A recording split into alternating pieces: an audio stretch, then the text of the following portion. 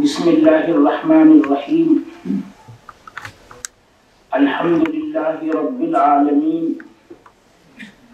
والصلاة والسلام علی سید الانبیاء والمرسلین وعلی آلہ واصحابہ اجمعین اما بعد، جو باب پڑھا گیا ہے اس باب میں جو مسئلہ ہے وہ بہت واضح ہے۔ مسئلہ یہ ہے کہ روزے دار اگر بھول کر کھا لے یا پی لے تو اس کا روزہ باقی رہتا ہے، روزے پر فرق نہیں پڑتا، اور جمہور اسی بات کے قائل ہیں۔ حضرت امام مالک رحمہ اللہ کی طرف یہ بات منسوب کی جاتی ہے، بلکہ ان کا یہ مذہب ہے، اور امام ترمذی رحمہ اللہ نے صراحتاً امام مالک کی طرف منسوب کی ہے یہ بات کہ امام مالک کے نزدیک بھول کر کھانے اور پینے سے بھی روزہ ٹوٹ جاتا ہے۔ امام ترمذی رحمہ اللہ نے صاف لفظوں میں امام مالک کی طرف یہ قول منسوب کیا ہے، مگر امام مالک کو چھوڑ کر باقی جو ائمہ ہیں، بالخصوص ائمہ ثلاثہ حضرت امام ابو حنیفہ، حضرت امام شافعی، حضرت امام احمد اور جمہور علماء فقہاء اور محدثین اس بات کے قائل ہیں کہ اگر بھول کر کچھ کھا لیا جائے یا پی لیا جائے تو روزے پر فرق نہیں پڑے گا، روزہ برقرار رہے گا۔ بلکہ حضرت عطاء بن ابی رباح مشہور محدث اور فقیہ ہیں، وہ تو یہاں تک فرماتے ہیں کہ اگر استنثار کر رہا ہے، ناک میں پانی چڑھا رہا ہے اور پانی حلق میں داخل ہو گیا اور اس طرح داخل ہو گیا لم یملک ردہ، وہ پانی کو واپس نہیں کر سکتا، تو بھی روزے پر کوئی فرق نہیں پڑے گا۔ اگر ناک میں پانی چڑھا رہا ہے اور حلق میں داخل ہوا مگر ابھی ابتدائی مرحلے میں ہے اور وہ اسے تھوک سکتا ہے تو تھوکے، اور اگر کافی اندر چلا گیا ہے اور تھوکنے پر قدرت نہیں ہے تو اس صورت میں بھی روزے پر فرق نہیں پڑے گا۔ اگرچہ ہمارے نزدیک یعنی احناف کے نزدیک جبکہ روزہ یاد تھا اور اس نے ناک میں پانی چڑھایا اور حلق میں پانی اتر گیا، یا مزمزے کے لیے منہ میں پانی لیا اور حلق میں پانی اتر گیا، دونوں صورتوں میں روزہ ٹوٹ جائے گا اور صرف قضا واجب ہوگی، کفارہ واجب نہیں ہوگا۔ ہمارے یہاں نسیان میں اور خطا میں فرق ہے۔ نسیان میں نہ قضا واجب ہے نہ کفارہ واجب ہے، اور خطا میں قضا واجب ہے، کفارہ واجب نہیں ہے۔ روزہ یاد ہے اور ناک میں پانی چڑھا رہا ہے اور مبالغہ کیا یا مزمزہ کیا اور کوئی غلطی ہوئی اور پانی کا کوئی قطرہ حلق سے اتر گیا، تو دونوں صورتوں میں یہ نسیان نہیں ہے بلکہ یہ خطا ہے، غلطی ہے، بس روزہ تو ٹوٹ جائے گا مگر کفارہ واجب نہیں ہوگا۔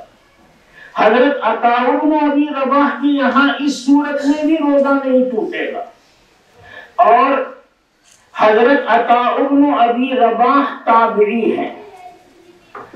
امام ابو حنیفہ رحمہ اللہ کے یہاں جو اصول ہے وہ یہ ہے کہ اثر صحابہ کے ہوتے ہوئے اجتہاد نہیں کیا جائے گا۔ اثر صحابی کو لینا ضروری ہے امام ابو حنیفہ رحمہ اللہ کے نزدیک۔ اول نمبر پر قرآن کریم ہے، مسئلہ اس میں ہے تو وہاں سے لیں گے۔ دوسرے نمبر پر حدیث مبارکہ ہیں، اگر حدیث مبارکہ میں مسئلہ ہے تو وہاں سے لیں گے، اور کوئی مسئلہ ایسا ہے نہ جو قرآن میں ہے نہ حدیث مبارکہ میں ہے، مگر اس سلسلے میں کسی صحابی کی رائے موجود ہے، اثر صحابی ہے، تو احناف کے یہاں مجتہد کے لیے اجتہاد کرنے کی اجازت ہی نہیں ہے، اس پر اثر صحابی لینا ضروری ہے۔ ہاں اگر آثار صحابہ ہوں اور وہ مختلف ہوں، بعض صحابہ کی رائے کچھ ہے، بعض صحابہ کی رائے کچھ ہے، تو اس صورت میں مجتہد کسی ایک صحابی کی رائے کو ترجیح دے سکتا ہے مگر نیا اجتہاد نہیں کر سکتا۔ یہ احناف کے یہاں اصول ہے۔ اثر صحابہ حجت ہے یا نہیں، اس میں حضرت امام شافعی رحمہ اللہ نے اختلاف کیا ہے، اور امام شافعی رحمہ اللہ محدثین کے سرخیل ہیں تو ان کا اثر دور تک پہنچا ہے۔ عام طور پر محدثین اثر صحابہ کو بھی حجت نہیں مانتے۔ امام شافعی رحمہ اللہ کے دو قول مشہور ہیں، ایک ہم رجال نحن رجال، صحابہ وہ بھی امت کے مجتہد ہیں اور ہم بھی امت کے مجتہد ہیں۔ ہم رجال و نحن رجال کا ترجمہ کر رہا ہوں میں، وہ بھی امت کے مجتہد ہیں اور ہم بھی امت کے مجتہد ہیں، اور ایک مجتہد پر دوسرے مجتہد کی تقلید، پیروی، اتباع ضروری نہیں ہے۔ پس اثر صحابہ کے موجود ہوتے ہوئے بھی اجتہاد کرنے کی گنجائش ہے۔ ایک قول تو حضرت امام شافعی کا یہ مروی ہے۔ امام شافعی رحمہ اللہ سے یہ دوسرا قول مروی ہے، العبرۃ بما روا لا بما رعا، اعتبار صحابی جو روایت کرتا ہے اس کی روایت کا تو اعتبار ہے، مگر وہ جو مطلب سمجھتا ہے وہ مطلب لینا ضروری نہیں۔ ہم مطلب لینا چاہیں تو مطلب لے سکتے ہیں، اور کوئی اور مطلب ہمارے ذہن میں آ رہا ہے جو قرآن و حدیث کے قریب سمجھا جا رہا ہو تو ہم دوسرا مطلب بھی لے سکتے ہیں، یعنی نیا اجتہاد کر سکتے ہیں۔ بہرحال اثر صحابہ یہ حجت ہے یا نہیں، اس میں تو ہمارے درمیان میں اختلاف ہوا ہے۔ اور احناف کی احتیاط دیکھیے، احناف پر الزام لگایا جاتا ہے کہ یہ اصحاب الرائے ہیں، رائے سے چلنے والے لوگ ہیں، قرآن و حدیث پر عمل نہیں کرتے۔ حالانکہ جتنے محتاط حضرت امام ابو حنیفہ رحمہ اللہ واقع ہوئے ہیں، اتنا محتاط کوئی اور نہیں ہے۔ احتیاط کا یہ حال ہے کہ اگر ایک صحابی کا بھی مسئلے میں اثر موجود ہے تو حضرت امام ابو حنیفہ رحمہ اللہ کے نزدیک نیا اجتہاد کرنے کی اجازت ہی نہیں ہے۔ بتلاؤ اس سے زیادہ کوئی احتیاط ہو سکتی؟ اور آثار صحابہ ہیں اور وہ مختلف ہیں، اس صورت میں بھی مجتہد اجتہاد نہیں کر سکتا، اسے کسی ایک جانب کی رائے کو ترجیح دینے کی اجازت تو ہے مگر نیا اجتہاد کرنے کی اجازت نہیں ہے۔ یہ ہے احناف کا احتیاطی پہلو۔ اور ہم کو الزام لگایا جاتا ہے کہ ہم حدیثیں نہیں لیتے، ہم ایک فرقہ ہیں، اپنے آپ کو اہل حدیث کہتا ہے، وہ در حقیقت دھوکہ دینے کے لیے انہوں نے یہ نام رکھا ہے۔ اہل حدیث تو ہم ہیں، ہم سال میں 10 کتابیں حدیثوں کی پڑھتے پڑھاتے ہیں۔ اگر ہم اہل حدیث نہیں ہیں، حدیث لینے والے نہیں ہیں، تو ہم آخر یہ 10 کتابیں ایک سال میں کیوں پڑھتے پڑھاتے ہیں؟ آپ ان سے کہیے اپنا ایک مدرسہ پوری دنیا میں دکھا دو جہاں تمہارے یہاں یہ 10 کتابیں پڑھائی جاتی ہیں، لیکن ضرورت کے وقت تم ان 10 کی 10 کتابوں سے استدلال کرتے ہو، ان کتابوں میں سے حدیثیں لے کر پیش کرتے ہو، اپنا کام چلاتے ہو، پر جب تم ان حدیثوں کی کتابوں سے ان استدلال کرتے ہو تو تمہارے یہاں کیا یہ کتابیں پڑھانے کا معمول ہے؟ کسی کے یہاں نہیں ہے۔ یہ ہمارا ہی کمال ہے، اللہ نے ہمارے بزرگوں کو یہ سجھایا اور انہوں نے جو نصاب مقرر کیا اس میں احادیث مبارکہ کی 10 کتابیں پڑھانے کا معمول ہمارے یہاں چلا۔ یہ چھوٹی بات نہیں ہے، حقیقتاً اہل حدیث ہم ہیں۔ ایک فرقہ ہے وہ اپنے آپ کو کہتا ہے اہل قرآن، کہتا ہے حسبنا کتاب اللہ، ہمارے لیے قرآن کریم کافی ہے، اور نام رکھا ہے انہوں نے اپنا اہل قرآن۔ یہ نام بھی دھوکہ دینے کے لیے ہے۔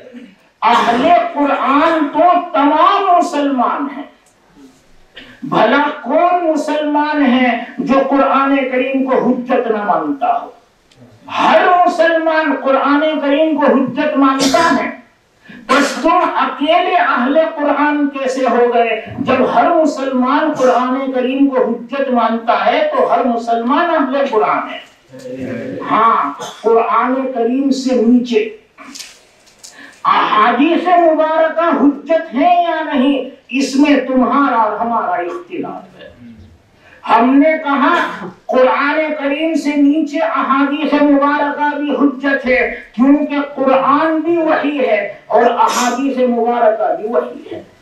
صرف متلو اور غیر متلو کا فرق ہے، اس کے علاوہ کوئی فرق نہیں ہے، وہ بھی وحی یہ بھی وحی۔ اور جب قرآن کریم وحی ہونے کی بنا پر حجت ہے تو احادیث مبارکہ وحی ہے، وہ حجت کیوں نہیں؟ بلا شبہ وہ بھی حجت ہیں۔ انہوں نے کہا کہ نہیں، قرآن کریم سے نیچے کچھ حجت نہیں، بس ان کا نام اہل قرآن صحیح ہے یا منکرین حجیت حدیث صحیح ہے؟ یقیناً ان کا صحیح نام ہے منکرین حجیت حدیث۔ اہل قرآن تو انہوں نے اپنا نام دھوکہ دینے کے لیے دیا۔ اسی طرح اہل قرآن کو چھوڑ کر تمام مسلمان حدیثوں کو حجت مانتے ہیں، بس سب مسلمان اہل حدیث ہیں۔ ہاں، حدیث سے نیچے قیاس حجت ہے یا نہیں، اجماع صحابہ حجت ہے یا نہیں، اس میں ان کے اور ہمارے درمیان میں اختلاف ہوا۔ ہم نے کہا قیاس بھی حجت ہے اور اجماع صحابہ بھی حجت ہے، وہ قیاس کو بھی حجت نہیں مانتے اور اجماع صحابہ کو بھی حجت نہیں مانتے، بس ان کا صحیح نام اہل حدیث ہے یا منکرین قیاس اور منکرین اجماع صحابہ ہے؟ صحیح نام ان کا اجماع اہل حدیث نہیں، منکرین قیاس اور منکرین اجماع صحابہ ان کا نام ہے۔ اور عجیب فرقہ ہے، میرے والد محترم نور اللہ مرقدہ فرمایا کرتے تھے اس فرقے پر کوئی نام فٹ بیٹھتا ہی نہیں، ہر صدی میں اپنا نام بدلتا ہے، کوئی نام فٹ نہیں بیٹھتا ہر صدی میں۔ پہلے یہ فرقہ لامذہبیہ تھا، لامذہبیہ یعنی کسی امام کی تقلید نہیں کرتے، بعد میں ان کو سمجھ میں آیا کہ نام اچھا نہیں ہے تو مولوی حسین بٹالوی نے سب سے پہلے ہندوستان میں جب انگریزوں کا تسلط تھا باقاعدہ انگریز گورنمنٹ میں اپنا نام درخواست ڈال کر الاٹ کروایا اور اہل حدیث نام رکھوایا، رجسٹر کروایا اہل حدیث نام۔ اب یہ سعودی عرب میں پہنچ گئے اور سعودیوں کو دھوکہ دینے کے لیے اب یہ سلفی بن گئے، اب یہ ان کو دھوکہ دینے کے لیے سلفی۔ امام احمد رحمہ اللہ کے ماننے والے فقہ میں حنبلی ہیں اور عقائد میں علم کلام میں سلفی ہیں۔ جیسے ہم احناف فقہ میں حنفی ہیں اور عقائد میں علم کلام میں عام طور پر ماتریدی ہیں، اور شوافی فقہ میں شافعی ہیں، اور علم کلام میں عقائد میں عام طور پر اشعری ہیں۔ امام احمد رحمہ اللہ کے جو ماننے والے حضرات ہیں وہ فقہ میں حنبلی کہلاتے ہیں اور علم کلام میں عقائد میں سلفی کہلاتے ہیں۔ بس ان کو دھوکہ دینے کے لیے اب یہ سلفی بن گئے کہ تمہاری اور ہماری سرحدیں ایک ہیں، تم بھی سلفی ہم بھی سلفی، حالانکہ یہ شراب کی بوتل پر سرکے کا لیبل لگانا ہے، یہ دھوکہ دینا ہے۔ وہ سلفی الگ معنی میں ہیں اور تم سلفی الگ معنی میں ہیں۔ بہرحال ہم پر جو الزامات لگائے جاتے ہیں سوائے جھوٹ کے کچھ نہیں ہے۔ ہمارے جو بڑے ہیں جن کی پیروی ہم کرتے ہیں، جن کی تقلید ہم کرتے ہیں، حضرت امام ابو حنیفہ رحمہ اللہ تعالی رحمت واسعہ، ان سے زیادہ محتاط کوئی نہیں تھا، اتنے محتاط کہ اگر صحابی کا اثر موجود ہے تو بھی اجتہاد کی گنجائش نہیں، صحابہ کے آثار موجود ہیں تو بھی اجتہاد کی گنجائش نہیں، اور ہاں اختلاف ہے تو کسی ایک قول کو ترجیح دے سکتا ہے، یہاں تک احتیاط۔ مگر صحابہ سے نیچے تابعین کے اقوال، ان میں پیروی ضروری نہیں ہے۔ ہر مجتہد اپنی جگہ پر مجتہد ہے، لیا بھی جا سکتا ہے قول اور نہ لیا جائے اور دوسری بات کہی جائے، اس کی بھی گنجائش ہے۔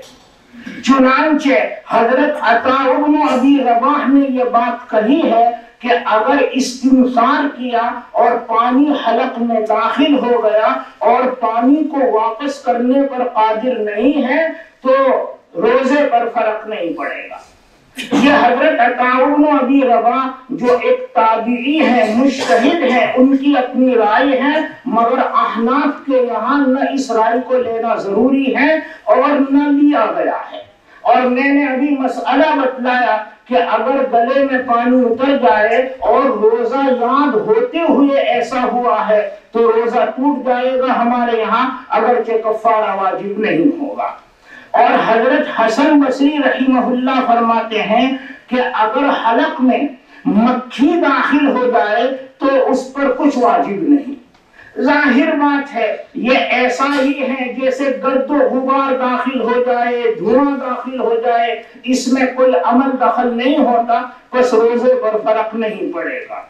اور حضرت حسن بصری اور مجاہد رحمہ اللہ فرماتے ہیں ان جامع ناسیا فلا شیء علیہ، اگر بھول کر بیوی سے صحبت کی ہے تو بھی کچھ واجب نہیں ہوگا، نہ روزہ ٹوٹے گا اور نہ کفارہ واجب ہوگا۔ ظاہر ہے مفطرات صوم 3 ہیں اور تینوں کا حکم یکساں ہوگا۔ جب کھانے سے اور پینے سے جو بھول کر ہے روزہ نہیں ٹوٹ رہا ہے تو صحبت کرنے سے جو بھول کر ہے اس سے بھی روزہ نہیں ٹوٹے گا۔ اس کے بعد امام بخاری رحمہ اللہ نے حضرت ابو ہریرہ رضی اللہ تعالی عنہ کی حدیث درج کی ہے، وہ رسول اللہ صلی اللہ علیہ وسلم کا یہ ارشاد نقل کرتے ہیں، آپ نے فرمایا اذا نسی فاکل او شرب، جب بندہ بھول گیا اور اس نے بھول کر کچھ کھا لیا یا پی لیا، فلیتم صومہ، تو وہ اپنے روزے کو مکمل کرے، اپنا روزہ فاسد نہ سمجھے، اس لیے کہ انما اطعمہ اللہ وسقاہ، اس کو اللہ نے کھلایا ہے، اللہ نے پلایا ہے، اور اللہ کے کھلانے اور پلانے کی وجہ سے روزہ نہیں ٹوٹے گا، لہذا روزہ نہیں ٹوٹا۔ یہ باب ہمارے طلباء نے جو پڑھا تھا وہ اس کی مختصر شرح میں نے حضرات کے سامنے کی ہے۔ دعا کرتا ہوں کہ اللہ تعالی آپ سب حضرات کو علم نافع سے مالا مال کریں اور مزین کریں. میں اس وقت یہ بات ضرور عرض کروں گا کہ والد محترم نے یہ بات تحفۃ العلمعی میں بھی لکھی ہے، تحفۃ القاری میں بھی لکھی ہے. انہوں نے فرمایا ہے احادیث مبارکہ پڑھنے کے دو مقاصد ہیں، ایک تعصی اور دوسرا تشریح سازی.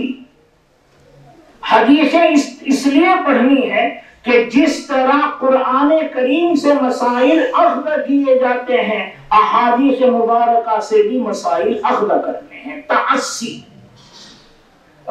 تشریح سازی. اور دوسری چیز جو بنیادی مجھے توجہ دلانی ہے وہ ہے تعصی اسوہ بنانا. ہم حدیثیں اس لیے پڑھتے ہیں تاکہ رسول اللہ صلی اللہ تعالی علیہ وسلم کی زندگی کو ہم اسوہ بنائیں اپنے لیے.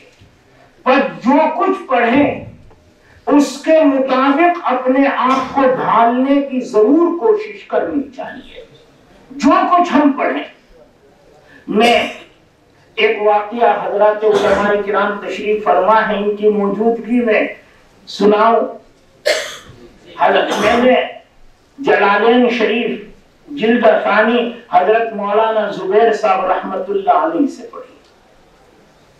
حضرت نے ایک مرتبہ ہمیں نصیحت فرمائی کہ جو حدیث پڑھو اس پر عمل بھی کرو تو حدیث یاد رکھنے میں آسانی ہوگی. اور اس نصیحت کے بعد انہوں نے اپنا ایک واقعہ سنایا کہ میں طالب علم تھا. علامہ محمد ابراہیم بلیاوی رحمت اللہ علیہ جو دارالعلوم کے صدر المدرسین تھے انہوں نے مجھے کسی کام سے بھیجا. میں کام نمٹا کر جب آیا حضرت کی بیٹھک عام تھی. جب میں کام نمٹا کر آیا اور بیٹھک میں داخل ہوا تو دیکھا حضرت مصلی بچھا کر چپل پہن کر نماز پڑھ رہے ہیں. جب میں طالب علم تھا مجھے بڑی حیرت ہوئی. حضرت نے سلام پھیرا. سلام پھیرنے کے بعد میرے چہرے سے میرے تاثر کو پہچان لیا اور کہا کہ بیٹے آج میں نے ترمذی شریف پڑھا دی. اس میں یہ مسئلہ آیا تھا کہ حضور اکرم صلی اللہ تعالی علیہ وسلم چپل پہن کر نماز پڑھا رہے تھے. حضرت جبرائیل نے آ کر بتلایا کہ آپ کے چپلوں میں اذا ہے. بس حضور نے چپل نکال دیے تو آپ کو دیکھا دیکھی صحابہ نے بھی نکالے.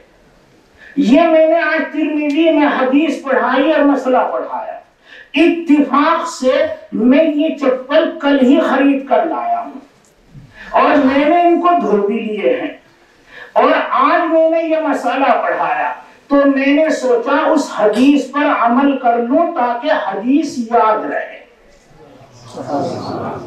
آپ جملہ ان کا جملہ مجھے ہمیشہ حضرت نے یہ فرمایا میں نے سوچا اس حدیث پر عمل کر لوں تاکہ حدیث مجھے یاد رہے.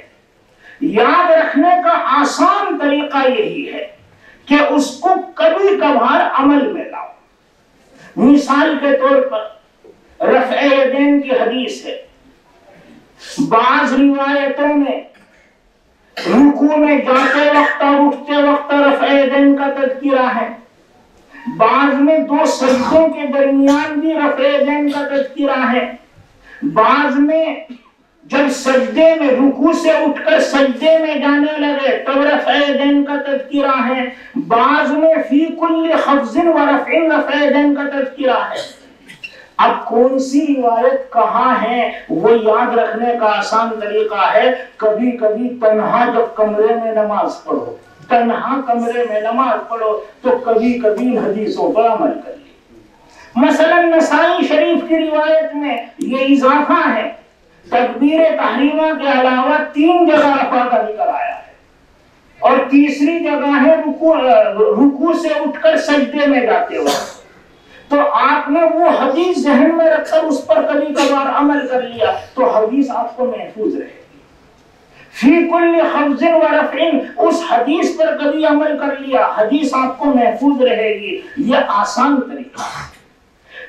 جو رفع یدین والی روایتیں ہیں، ظاہر بات ہے ہم لوگ یہ کہتے ہیں کہ وہ منسوخ ہیں، مگر صغار صحابہ نے کبھی کبھار ان حدیثوں پر عمل کیا ہے۔ رسول اللہ صلی اللہ علیہ وسلم کے ہر قول اور فعل کی حفاظت ضروری ہے، چاہے وہ معمول بھی ہو یا منسوخ ہو، سب کی حفاظت ضروری ہے۔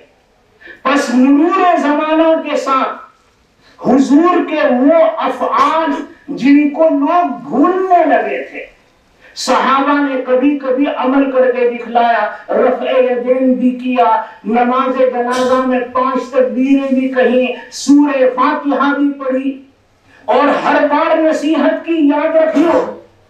یہ جو عمل کر کے مرور زمانہ کے بعد لوگ بھولنے لگے ہیں اور صحابہ دکھلا رہے ہیں، مقصد یہی ہے کہ عمل میں لانے کے بعد یاد رکھنا آسان ہو جاتا ہے۔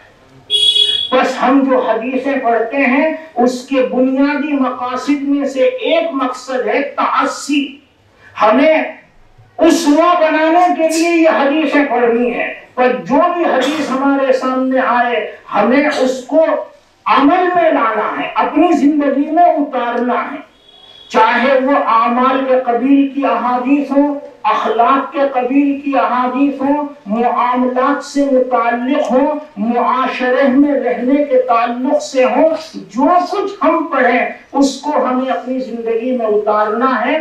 یہ بنیادی مقاصد میں سے ایک مقصد ہے حدیث پڑھنے کا۔